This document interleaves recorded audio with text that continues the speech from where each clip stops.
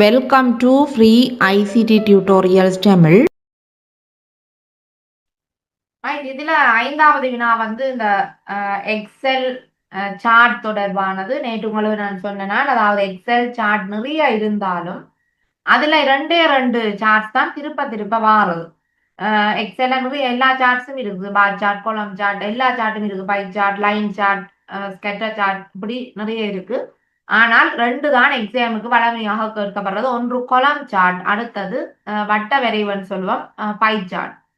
இப்ப இதுல கேட்கப்பட்டிருக்கு என்னன்னா, 4 ஆண்டுகளுக்குரிய இந்த வகையினருக்குரிய பெருமானங்களை ஒப்பிடுவதற்கு நிரல், அதாவது கொலம் சாட்டா அல்லது பை சாட்டா வரும் என்று கேட்கப்பட்டிருக்கு.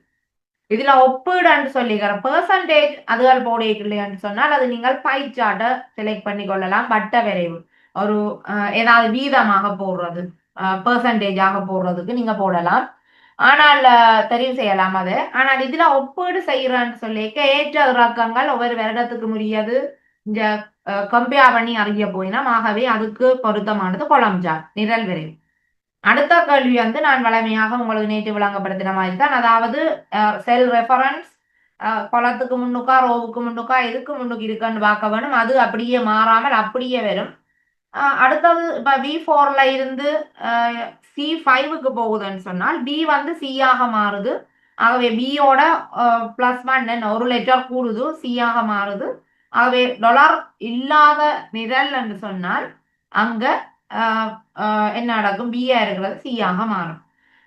அதே நேரத்துல 4ஆக இருக்கிறது 5ஆக மாறுது. அதாவது ரோ B4 இருக்கிறது C5. ஆகவே 4ல இருந்து 5 வருது. ஆகவே இங்கேயும் +1 ஒன்று கூட்டப்படுது. ஆகவே டாலர் இதுக்கு முன்னுக்கு வேற இல்லை. இங்க டாலர் B3 தான் இருக்குது. ஆகவே B3 என்றது B4 என்று வரும். அங்கால +C3 சொல்லி வரும். தெரியும், B2 இருக்கிறது C3 வரும்.